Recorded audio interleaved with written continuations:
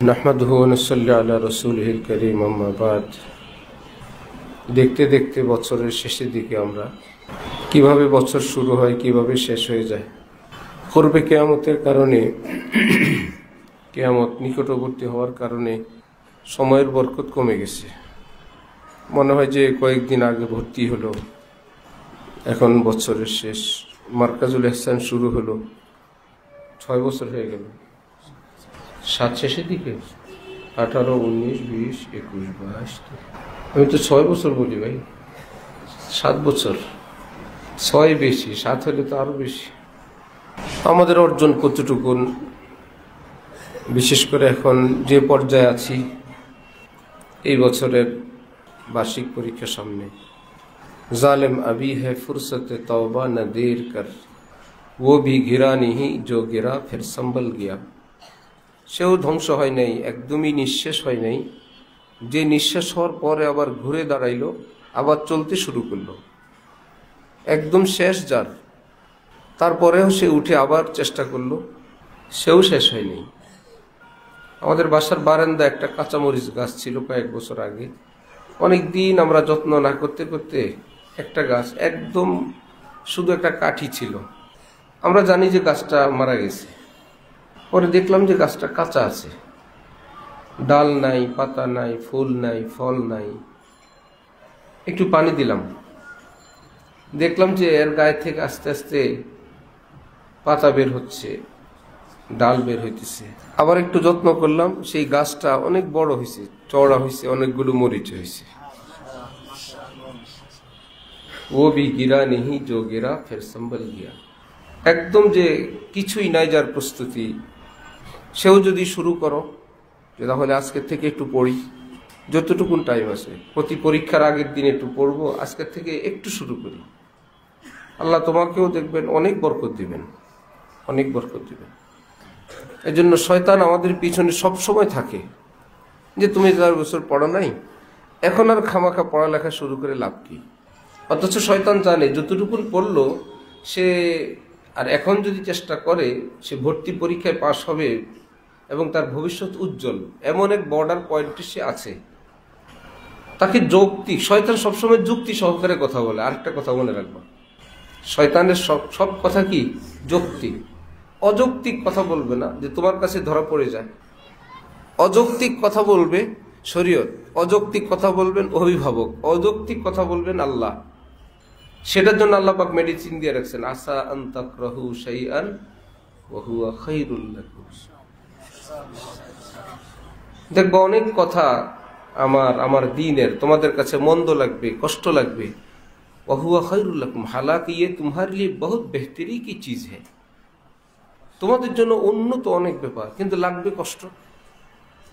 আসা আন তুহিব্বু শাইআন ওয়া হুয়া, আবার কত কিছু দেখবা তোমার কাছে প্রিয়, তোমার অভিভাবকের কাছে, আমার কাছে, আমি আল্লাহর কাছে, আমার রসুলের কাছে, দ্বীন ইসলামের দৃষ্টি সেটা নিষেধ, তোমার কাছে প্রিয় লাগবে, কিন্তু সেটা তোমার জন্য ভয়ঙ্কর ক্ষতিকর। এই জন্য তোমার আমার যে বয়সটা আমরা অতিক্রম করতেছি, আমি আমার বয়সে, তুমি তোমার বয়সে, আমাদের আজকের এই বয়সটা আমাদের জীবনের ফার্স্ট। অতীতে আমরা আজকের এই দিনটা অতিক্রম করি নাই।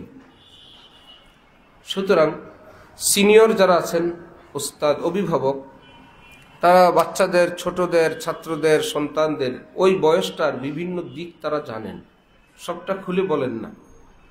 এই বয়সে একজন মানুষের কি সব দুর্ঘটনা, কি সব ধরনের পেরেশানির সম্মুখীন হতে হয়, কিংবা অতিক্রম করে আসতে হয়, তিনি সব দেখে, কারণ ওই পরিবেশটা তো তিনি অতিক্রম করছেন। সাথী, সঙ্গী, পাড়া প্রতিবেশী, বন্ধু বান্ধব সবটা অতিক্রম করে এসে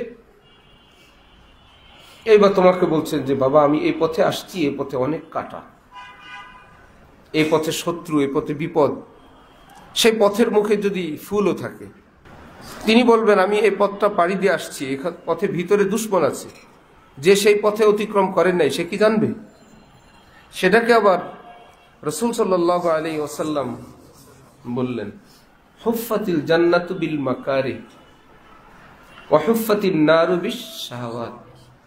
জান্নাতকে চতুর্দিক থেকে ঘেরাও করে রাখা হয়েছে কাঁটাদার কষ্টদায়ক বস্তু দিয়ে, আর জাহান্নামকে চতুর্দিক থেকে ঘিরে রাখা হয়েছে অনেক আনন্দদায়ক পছন্দনীয় বস্তু দ্বারা।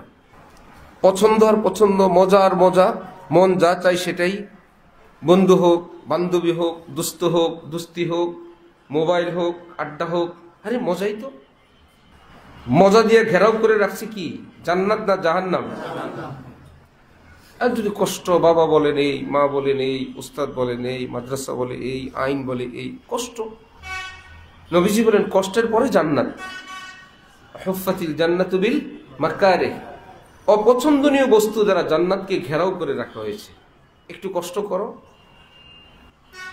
কিন্তু আশ্চর্য, আল্লাহ শরীয়ত, আল্লাহ দ্বীনের সেই কষ্টদায়ক বস্তুগুলোর মধ্যে আল্লাহ পাক এক প্রকারের শান্তি প্রশান্তি আবার দিয়ে রাখছেন। এটার উপরে একটু কষ্ট, কিন্তু ভিতরে এক ধরনের প্রশান্তি। এজন্য বলা হয় জান্নাত হইল সকল সুখের হেড অফিস। সব নেক আমল হইল জান্নাতের শাখা। সব নেক আমলের মধ্যে একটু সুখ আছে, শান্তি আছে। জাহান্নাম হইল সব অশান্তির হেড অফিস। জাহান্নামী কর্ম, সব কর্মের মধ্যে জাহান্নামের চরিত্র আছে। লজ্জতে আরিজি মিলি ইজ্জতে দাইমি গাই। কিছু সময়ের লজ্জত, স্বাদ, আনন্দ, চিরকালের অসম্মান। চুলকানোর মজা অল্প, পরে যে কষ্টটা সেটা দীর্ঘ সময়ের। গুনাহের মজা, আড্ডা, গল্প খুবই স্বল্প সময়ের। পাশাপাশি রাসূল সাল্লাল্লাহু আলাইহি ওয়াসাল্লাম ইরশাদ করেন, আল ইসমু মা হাকা ফি সাদরিক। গুনাহ তোমার অন্তরে একটা খটক পয়দা করবে, টেনশন, একটা যন্ত্রণা, আর কেবল মন চাইবে কেউ না জানুক। এই যে একটা যন্ত্রণা, এটাও একটা শাস্তি। কেউ তো বুঝলো না, কেউ তো জানলো না, আর মনের মধ্যে পেরেশানি। হাথুড়ে দিল পে হে और मगज दिमाग में खूटे। गुनाहेर शास्ति हाथुड़े दिल पे है और मगज दिमाग में खूटे। दिलेर ऊपर हाथुई दुब दुब दुब दुब दुब दुब, और माथार मध्य मने हय केउ खूटा मारतेছে। এই হলো গুনাহগারের। बताओ इश्क मजाजी का मजा क्या लूटे। বলো হারাম প্রেমের কি কি আনন্দ এবং কি কি রেজাল্ট তুমি অর্জন করলা। হাথুড়ে দিল पे है और मगज दिमाग में खूटे। बताओ इश्क मजाजी के मजा क्या लूटे। हजरत वाला कराची আমাদের দাদা হযরত বলেন, আমি হাকিম, আমি চিকিৎসক, আমি খুব ভালোভাবে জানি পাগলা গারদে যত পাগল, এর অধিকাংশ হারাম প্রেমে আক্রান্ত থেকে পাগল পর্যন্ত হয়েছে। অধিকাংশ রোগী, অধিকাংশ পেশেন্ট সব এই হারাম প্রেম থেকে নিজের যৌবন খোয়াইছে গলত পথে। যেভাবে হোক নিজের শরীরের হারাম চাহিদা যে কোনোভাবে সে পূরণ করলো, সে ভাবতেছে ঝামেলাটা শেষ। ওই শক্তিকে বলে জীবনী শক্তি। যৌবন শক্তির অপর নাম কি? জীবনী শক্তি। এটা তোমার হাজারো বস্তুর মজমুয়া। এটা দেহে থাকলে তোমার সব কিছুর মধ্যে প্রাণ আসবে, ক্ষমতা আসবে। নোংরামির থেকে মন খারাপ হয়, হারাম সম্পর্ক থেকে মন খারাপ হয়, হারাম সঙ্গী থেকে মন খারাপ হয়। যতবার মন খারাপ হবে, যৌন উত্তেজনা আসবে, ততবার নিজের মধ্যে কাম ভাব আসবে। নিজের সেই যৌন শক্তির কিছুটা ওই সময় মাইনাস হবে। কিছু যদি নাও হয়, কোনো গুনাহ নাই, কোনো কিছুই করেনি, শুধু একটু ভাবছে, শুধু একটু দেখছি, শুধু একটু মনে পড়ছি, শুধু একটু স্পর্শ করছে, শুধু একটু মুসাফা করছি, কল্পনা করলো, মনের মধ্যে একটা গর্মী ভাব আসার সাথে সাথে তার যৌন শক্তি কিছুটা কমে যায়, পানি হয়ে যায়। কোনো গুনাহ করা লাগবে না, শুধু কুদৃষ্টিকারীর স্বাস্থ্য শেষ হয়ে যাবে, চেহারা শেষ হয়ে যাবে। কুচিন্তাকারীর, কুকল্পনাকারীর, কুসম্পর্ককারীর, সে ভাবতেছে আমি তো কোনো গুনাহ নাই, দূরে আছি। হাথুড়ে দিল পে হে और मगज दिमाग में खूटे। এবং এহসাস, অনুভূতি এই মানুষগুলোর ধ্বংস হয়ে যায়। হিতাহিত জ্ঞান থাকে না। আল্লাহ ওয়ালাদের কাছে গেলে অল্প সময়ের মধ্যে তারা টের পান কোন ধরনের আযাবগ্রস্ত লোক। ওহি তো আসে না, বলতে তো পারেন না। কোন ধরনের বিপদগ্রস্ত মানুষ কিসের মধ্যে আছে কি জানে, সব সহ্য করেন তারা, চুপ করে থাকেন, আল্লাহর জন্য কাঁদতে থাকেন, বলতে থাকেন, বুঝাইতে থাকেন। কিসে আক্রান্ত? ওহি নাই, কেমনে বলবে? এটা বোঝা যায় লোকটা রোগ আক্রান্ত। কোথায় কোন পয়েন্টে।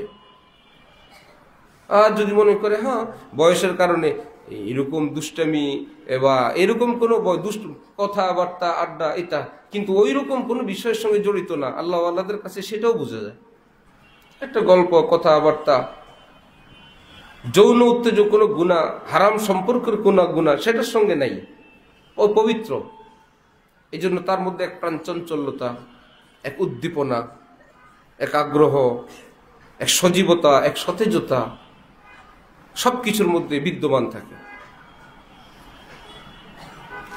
এই জন্য আমার ভাই, এলমের জীবন, আমলি জীবন, এই দুইটাই আমাদের জীবন। যার যতটুকুন অতীত অতীত। এর জন্য হাকিমুল উম্মত হযরত থানবী নওয়ার আল্লাহু মারকাদাহু বলেন, গুনাহ যেটা অতীত হয়ে গেছে তার জন্য চিকিৎসা পৃথিবীতে একটা তওবা করা। যে গুনাহ সামনে হওয়ার আশঙ্কা এখনো হয় নাই, তার জন্য পৃথিবীতে ঔষধ একটা, হিম্মত করা। জান যায় যাক, জীবন যায় যাক, এই গুনার পথে চলবো না। যেই কর্ম, যেই কথা, আচরণ, লেনদেন আমাকে গুনার দিকে এক কদম, এক সুতাও অগ্রসর করবে, আমি সেটাই করব না। কারণ আল্লাহ পাক বলছেন লা তাকরাবুজ জিনা, যে কর্ম তোমাকে জিনার নিকটবর্তী করে সেই কাজটা করো না, গুনার কাছে যেও না। তা আমাকে গুনার কাছে নেয় মানসিকভাবে, আত্মিকভাবে, শারীরিকভাবে, যে কোনোভাবে আমাকে গুনাহ স্মরণ করায়, স্মৃতি মনে করায়, আমার মনের মধ্যে পেরেশানি পয়দা হয়, সে তার থেকে দূরে থাকা। কষ্ট করে একটু দূরে থাকো না। দেখো অঘোষিত এক বাদশাহী আল্লাহ তোমাকে দান করবেন, মুকুটবিহীন বাদশাহ। শুধু আজকে না, যখন তোমার পারিবারিক জীবন আসবে আরেকটা বাদশাহী, কর্মজীবন আসবে আরেকটা বাদশাহী, সন্তানাদি হবে আরেকটা বাদশাহী, পদে পদে বাদশাহী। আর লুকোচুরির জীবন, গুনাহের জীবন, পাপের জীবন, এখনো কষ্ট, শরীরও শেষ, স্বাস্থ্যও শেষ, পারিবারিক জীবনে অশান্তি আর অশান্তি, হাজার লক্ষ কোটি থাকুক, অসুস্থ ভঙ্গুর মানুষের ঘর সুন্দর হয় না। আর স্ত্রী বা কিংবা তারা যদি জানে হারাম সম্পর্কে লিপ্ত, আর এখানের কোনো অট্টালিকা বউ থাকে না, না বলতে পারে, শুধু ঝগড়া ঝাঁটি, মারামারি, কাটাকাটি, কিছুই দেখে না। পৃথিবীর কোনো কোনো রাজার ঘরের চেয়ে স্ত্রী চলে গেছে, এই কারণে সে পর নারীর সঙ্গে সম্পর্ক রাখে। রানী চলে গেছে রাজাকে ছেড়ে, সব আছে পৃথিবীর। এই জন্য বিষয়টা শুধু একদিনের না, বিষয়টা শুধু তোমার একার না, বিষয়টা শুধু দুনিয়ার না, এটা আজকের, এটা আগামীকালের, এটা আজকের, এটা তোমার পারিবারিক জীবনের, তোমার ভবিষ্যৎ জীবনের, এটা স্বাস্থ্যের, এটা গুনাহের, এটা পরকালের।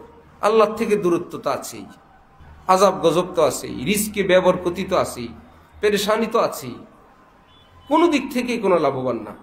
এই জন্য আমার ভাইয়েরা, আমার কলিজার টুকরা সন্তানরা, যে কোনোভাবে, যে কোনো কিছুর বিনিময় নিজের চরিত্র সুন্দর রাখা, নিজের এলমি জীবন আলোকিত করার জন্য যতটুকুন সময় আছে প্রাণপণ চেষ্টা, মেহনত, মুজাহাদা করে পড়াশোনা করব। কেমন ইনশাআল্লাহ? আল্লাহ তৌফিক দান করেন, সকলকে কবুল ফরমান। আখির দাওয়ানা আলহামদুলিল্লাহি রাব্বিল আলামিন।